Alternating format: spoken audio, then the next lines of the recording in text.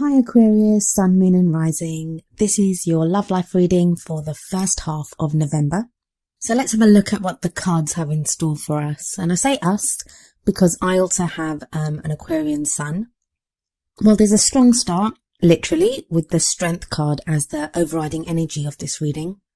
Now the Strength card is very much about being up to the challenge, being able to overcome obstacles and to push forward. But it speaks of that quiet, resilient strength that is within us, not brute strength, not forcing your will upon anything or anyone, or even like overly having to put on a show of strength. There is just this strength, inner strength, that is most likely going to be in a lot of you in the first half of November. And even if you don't feel it's there, even if you're, I don't know, you look at an obstacle and challenge and think, oh, I can't do this. Someone's up against you and you feel like you have to go forward and prove your point. You probably don't have to do that. So go to that quiet place inside and draw on that inner strength that you do have. That's what's going to get you through the first half of November. Now, as great as this card is, there are two things that can also come up when this card comes up. Number one, if this Strength card is coming up, then you're going to need strength to overcome something. So there is going to be a challenge. There is some kind of obstacle, more than one even, some kind of situation that's going to require you to have strength. Now the great news is that you will have the strength to get through it, but nevertheless, it means you still need that strength. It's not going to be, first half of the month doesn't appear to be plain sailing. The other thing I would just say, and this is not going to apply to the majority of you, there'll just be some of you that this will apply to, but watch your health. If you've been overdoing it, or if you've been putting in a lot of hours, it could be with work, or just even worrying about things, the stress of it, that may be having an impact on your health at this time. And I don't usually have messages regarding health, or I don't do any kind of medical readings, because I'm not a doctor. Like, even if I were to ask a question about someone's health, I don't have any kind of expertise in anything medical to be able to interpret that correctly. So I don't usually do anything kind of health related, but that is something that's coming up here that just watch it. It may just be that you need to rest more, take some time out for yourself. It needn't be anything serious, but obviously if in doubt or if it's persistent, please go and see a doctor. Right, so the first card that comes up in the main reading is the Ten of Swords. The 10 speaks of a completion of a cycle.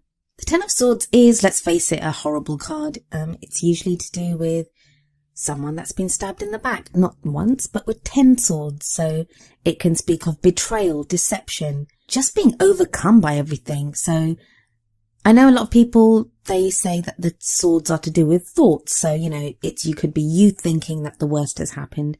I don't think that. I think usually if the Ten of Swords comes up, something bad has happened. And you could be feeling at the lowest point. Now, I don't think this is a current energy. I'm reading this reading right at the end of October. So I think the end of October has been you acknowledging that, look, the worst has happened, but you're kind of picking yourself up, because that's the other thing of the Ten of Swords. It's a completion. So it's telling you, yeah, you might have hit rock bottom, but you're on your way back up now. So I don't mean to limit anything bad that's happened to any Aquarians out there, but it's now about moving forward from there. The rest of your cards don't actually indicate anything as bad as this Ten of Swords that comes up. And especially with the Strength card coming in there, it shows that you're strong enough to be able to handle it. So you're strong enough to be able to pull out the 10 swords and move forward. And indeed, in this deck, the 10 swords, they're actually hovering above the guy that's lying down in the grass. They're not actually in his back, like some of the other decks. Most of the other decks actually have the swords in the back. I think this is a reminder here to let you know how much you've been through. Like, you've been through so much, Aquarius. You just have been through so much. Don't forget that. Don't forget what you've been through. And not to say, it's not asking you to ruminate over the bad things that have happened, to get stuck in the blame game or to feel sorry for yourself. It's not asking you to that. On the contrary, I feel, combined with the Strength card, it's asking you to remember that, hey, you've been through X, Y, and Z. You've been through all of this stuff. And this can be if you're single or in a relationship. You've been through so much and you survived it. Remember your own strength. Remember that you are a warrior, that you have survived all this. Why would you not survive what is coming now? And for whatever reason, it seems to be really important that you remember that you remember your own strength and you remember what you've been through, what you're capable of, and just what a survivor you are. This is crossed by the Wheel of Fortune, which tells me everything's changing. There's a period of change that's going on here, definitely. It may have started a couple of weeks ago, but you're still in the middle of that change. But with the 10 at the beginning, and you've quite a few 7s that come up in this reading as well, it's a time of flux. It's a time of change where you're going from one situation to the next situation. And as much as we would like that change to happen overnight, and that's why sometimes, as much as people hate the Tower card, it's nice to get the Tower card because that's unexpected and immediate change. Like, it just kind of hits you out of nowhere. The Wheel of Fortune is more like this wheel turning. Things are changing. And they're changing because of what you've been through. Now, this may be that you're changing what you want. Did you, up until a week ago, 2 weeks ago, think you wanted something, and now it's like, well, do I really want that? Is that what I really want to go after? As that wheel turns, you can guarantee that with the Wheel of Fortune coming up, there are many of you who are going to find your situations changing. I don't even think it's just love life that the Wheel of Fortune's affecting. It's everything. Maybe other factors that are coming in and being changed, like your work or your financial situation or other things that are impacting your love life. I think for a lot of you, it might be work. Either your focus has been dragged away to work, towards work, or for whatever reason at the moment, you need to concentrate on work. Now, it could be you needing to work because you need the money. I mean, we all need money, come on, let's face it, but that you need that money to push your love life forward. And that seems to be coming up for a couple of signs right now. It's like we have all this romance and stuff that was coming up at the end of October. And now all of a sudden it seems to be everyone thinking, oh my God, like, how do I make this work? What's the practical things I need to take care of? It's not coming up as strongly in your reading, but it is definitely there. There are hints of it there. So in the past, you have the 7 of Wands. 7 of Wands is a testing time. It's a time when you feel like everything is coming at you from every single angle. But you're able to overcome this. You are up to the challenge. You can fight it and you can win. And it can actually be literal tests and exams that you have to take. But more often than not, it can just be situations in our life that we have to fight or that we feel test us. Now, sometimes the tests that come up, they can be tests from spirit, the universe, whatever, to show you that you are capable of doing things. And that seems to be a running theme with the 10 of Swords, with the Strength card, now with the 7 of Wands. Aquarius, you are being asked to remember what you are capable of, what you can achieve, what you have been through. Now, for some of you, that's going to be because maybe somebody's coming back into your life, and before you forgive and forget, it's important for you to remember what happened. Now, that's not to say that you don't forgive them and you don't take them back. That is entirely up to you. Free will is a wonderful thing, and only you can know what is best for you. I can't know everyone's situation. It's just an energy that's coming up. But before you take back anyone, or before you get into the same kind of relationship pattern that you have done before, or, just maybe resolve an issue with a partner, remember what you've been through, because the lessons that you've learned are going to be important going forward. I see a lot of you fighting for something. Either fighting for a relationship, a belief in how you think a relationship should be, or fighting for your right to have a certain kind of relationship. This is an absolutely beautiful depiction of the Knight of Swords this deck has. I mean, I love the purple hues in the trees behind and the leaves beneath the horse. And we can see that this knight, it's like he's about to go charging into battle. The Knight of Swords is always the most active out of all of the swords, and like the Knight of Wands is often seen as being the faster one. He kind of sweeps right in, comes charging in with a lot of energy. I always feel that the Knight of Swords has the bigger impact. I could be biased because the Knight of Swords energy is an Aquarian energy. It's an air sign energy. So it can be you. It may be that this card is depicting you, or it can be a Libra or a Gemini, is showing that a Libra or a Gemini or even another Aquarian is about to come charging in to your life. If it's not one of those signs, and this card can be a man or a woman, the Knights are male or female. Now, if it is someone else, yeah, they're going to come charging into your life, and it's like they're going to fight for you. They're going to fight for what they want the relationship to be, or how they want things. So if you're with someone, it may be your partner now fighting for the relationship. You might have said, I don't want to do this, or I want to move on. And so there's that whole thing of fighting for what you believe in. I love the way the sword is raised. The way the knight has this sword raised above his head, like just ready to swing it down, and to cut away those things that are not working. So now I'm saying fight for something.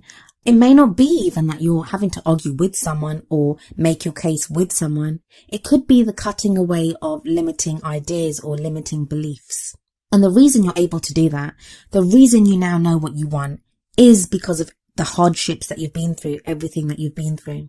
I'm getting this whole thing that the end of October, it was a kind of respite. There was a brief window, it was bloody very brief, but brief window of taking a pause, being given hope again, being shown that, maybe what you want from your love life is possible. There's something that came up then. It may not even have been something physical. It may not have been anything to do with a partner or a person, although it could have been. It may just have been that in your thought processes, you were able to take a break from worrying about something or overly feeling about something, and realizing that, that there is hope, there is a way forward. But now, with the Knight of Swords appearing, it may be that you're being shown it's time to lift up that sword again. That, break time's over, let's get to it. It won't be anything as bad as what's come up before. I doubt that. The Ten of Swords does show the end of the cycle, so I feel like the worst is over. But there's still something to fight for. There's still movement that needs to be made forward. There's still something that needs to be cut away. And I know making it sound like a chore. I don't think it is a chore, because you have the Page of Wands in the future. A lot of wands, actually. There's 3 very prominent wands cards that have come up in this spread. Well, there are 4 very prominent wands cards that have come up in this spread. One in the past and one in the future. And then the King and Queen that come up later on. But I'll get to the King and Queen in a little while. Pages can be like the beginning of something.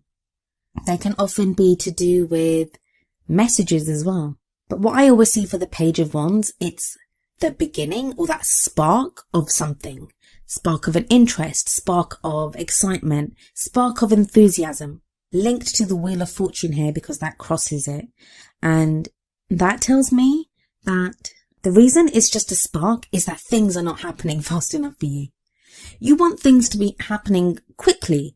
Aquarians have such quick minds, and they think very quickly, and sometimes it can be frustrating when the outside world or the situations around us don't reflect that. Like, things do not move as fast as we want them to, or people don't move as fast as we want them to. Especially if you've got the Knight of Swords energy kind of coursing through you right now. You want to get to it. It's like, yep, let's do it. Let's go. What are we doing? Let's get it done. But you've got that Page of Wands coming up, which tells me that there is that spark. Things are going to start getting moving, and it will be through your own efforts. Like with the Knight of Swords there, it's through your efforts. Is there an adventure that you're going on? The Page of Wands can often be like playtime. What are you doing that's fun? For your goal and ambition, or what crowns you, you have the Queen of Wands. Now, a quick word about the court cards. Yes, they can be both male and female. So even though this is a queen, it could be a male energy or a female energy. But the other thing is that I want to say is that these readings, they are for both. Whether you're looking for a same-sex relationship, a relationship with someone from the opposite sex, or if you're genderless and the person that you're getting involved with is genderless, the energies don't refer to that. They come across as just masculine and feminine. Now, that's not to say that if it's a queen coming up and that's depicting a man, that the man is effeminate, or if the king comes up and it's depicting a woman, that she's butch, or any of those other ridiculous kind of stereotypes or ideas that people have. It doesn't mean that. All it means is it's a way for me as a reader to differentiate the energies. And also, there are ideas attached to, like, feminine is the more softer, and I hate using that word because I know so many women that are not soft, or masculine, kind of like the doer, the more rigid one. It's the whole yin yang thing. So it's more about energies. You will know yourself whether, when I say the Queen of Wands, if that's you, or if that's your partner, or if that's someone that you're interested in. So please realize that the energies are not limited to heterosexual relationships, or to men or women or whatever. You apply the energies to however they apply to you. It's just not possible for me to run through every single scenario because there are hundreds of you watching this, and it will apply differently to all of you, depending on your own circumstances. So back to the Queen of Wands. The Queen of Wands comes up here in what crowns you, and what I was saying about the Page of Wands before, it's like you skip straight over the Knight, because the progression is usually Page of Wands, Knight of Wands, Queen of Wands, King of Wands. Now, either this is what you want. You want your King or Queen of Wands. You want this person. This is your goal. And even if you don't know someone like this, this is the kind of ideal of the kind of person you want. Someone charismatic, a social butterfly, someone with energy. And now they don't even need to have that energy. I'm not saying that they're like crazy party people or someone that's out always doing. It can be that they make you feel like that. That when you're around them, you feel your energy surge. They make you feel creative. Just being around this person inspires you to express that more creative side of yourself, to feel that energy. And let's not forget they are wands, so it may be that you feel more sexual desire when you're around this person, or around the kind of person that you want this to be. It can indicate a fire sign, so this may be a Leo, Sagittarius, or Aries, but it needn't be the case. It can just be that fire energy. I'm just going to skip ahead for a moment, but we have the King of Wands coming up in the hopes and fears. Whenever there's the King and the Queen of Wands coming up like that, I mean, they're supposed to be together. Again, this is no kind of slight at people that are in same-sex relationships. It's just the pairing that's coming up in the tarot or in this reading. So whenever we have the Queen of Wands and the King of Wands, or, the King and Queen of any deck coming up together, that to me can indicate a divine partnership, twin flames, karmic relationships, soulmates, whatever you want to call it, or whatever you call yourself, whatever you're calling yourself in your partnership, or the kind of person that you're looking for. It feels like this King and Queen of Wands, they're doing a dance. They take one step towards each other, they take a couple of steps back. They take one step towards each other, take a couple of steps back. Now that can even be if you're in a relationship. You might already be in a relationship with this person. Although I feel that this message that's coming through is for those people that are not with that person at the moment, or they're separated by distance or lack of communication or whatever it may be. But that's not to say it may be that you're ready with this person and you're just not connecting as well as you used to connect. But as I said, I do believe it's for people that are separated by distance or lack of communication at this time. And one of the reasons I say that is in the feelings card, or where you are, is you have the Page of Swords. Now, the Page of Swords, have you received a message? I'm getting that some of you have received a message, and it may not even be a clear-cut message. It may be so obscure. You don't know what to do with this message. Like, what does it mean? And you're mulling over it and you're trying to figure out how you feel about this message. If you haven't received a message, are you thinking about sending out a message? Is there something that you want to say, but you're not sure if you should say it? Energy that's coming in, though, is the Eight of Pentacles. Eight of Pentacles is about work. This is what I was saying before. There's this sense of there's some practical things that are taking up your attention at this time. Now, it may be that if you're in a relationship, that your relationship needs work, that's something's come up and it involves both of you having to work on it. That may be through counseling, that may be through just spending more time together or listening to each other. But yeah, there is that kind of feeling of having to buckle down and do some work. For some of you, this is going to be, like I said, actual work. Your job may be going crazy at the moment, that you need to put in work for that, or something needs your attention. So that's kind of the energy that's coming in, but that's not a bad thing. The fact that it's coming in as an external energy to your love life indicates that ultimately, if you do that, it will impact your love life. Like, it's going to have a positive impact on your love life, but don't neglect it. Like, make sure you do it. And I don't think you will neglect it. But yeah, so back to that King of Wands that I said came up in the hopes and fears. Pretty much same as what I was saying about the Queen of Wands, that this is either what you want to be like or the person that you want to be with. I mean, it's interesting that he comes up in the hopes and fears. So it's at the same time you're hoping for it and you're also afraid of it. Now, I've just got this through for some of you. I'm seeing that some of you have been really hoping for this king or, queen, however it applies to you. You've been hoping for this person, and maybe you've gotten a message through from this person or some kind of indication that they're still around or something's happening. But that's kind of put you in like a fearful place, in that now you don't know what to do. What do you do with this person? Do you still really want to be with them? Or, you're kind of reevaluating and reanalyzing what it is that you want. I'd say from the Queen being where she is, you want it. You still want this person, but it's for you, like, trying to figure out what it is, how it is that they will fit into your life, or how it is that you want to move forward. In your outcome, we have the 7 of Cups, the 4 of Cups, and the 7 of Pentacles. So yeah, like I said before, a lot of 7s coming up. 7s can be rather turbulent and mean that you're in a state of flux and change. But the 7 of Cups here, sometimes it can talk about being lost in fantasy, like not knowing, not really looking at the practical stuff, but looking more at the fantasy of it, being lost in your daydreams. I don't think that applies here, although it may do to some of you, but I don't think overall it applies here. I think the 7 of Cups means you have more than one option.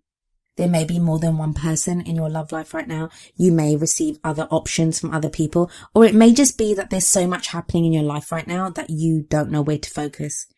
Although I don't think so much it's that last one. I think you have a lot of options, choices. It's strange. Sometimes the more options that we have, the more stuck we can be because we don't know which one to pick. And that could be where the 4 of Cups comes in. The 4 of Cups can be about being stuck in a rut, not knowing how to get out of that rut, and being disappointed by, the 3 cups that you have. Now, in most decks, the person on the 4 of Cups is focused solely on the 3 cups and does not see a 4th cup being offered to him or her. In this deck, though, this person is not looking at the 3 cups, but is instead looking at the 4th cup it almost looks as if the 4th cup is like going to tip liquid into this person's mouth any moment. So that 1 cup, I often see it as the Ace of Cups, which is like love coming into your life, or reconnecting with someone, or, a reunion, but it's that kind of feeling of love coming in. I'm getting that for some of you, there's going to be conflict between love and friendship. So you may be asked to choose between your friendships and your love, or it may be that someone from your friend circle wants to go into the love circle, or, you could feel that way about someone. Something to do with friends and love here. But it's not a bad card. The 4 of Cups is not a bad card. It asks you the best way to navigate this card, navigate this energy, is to be grateful.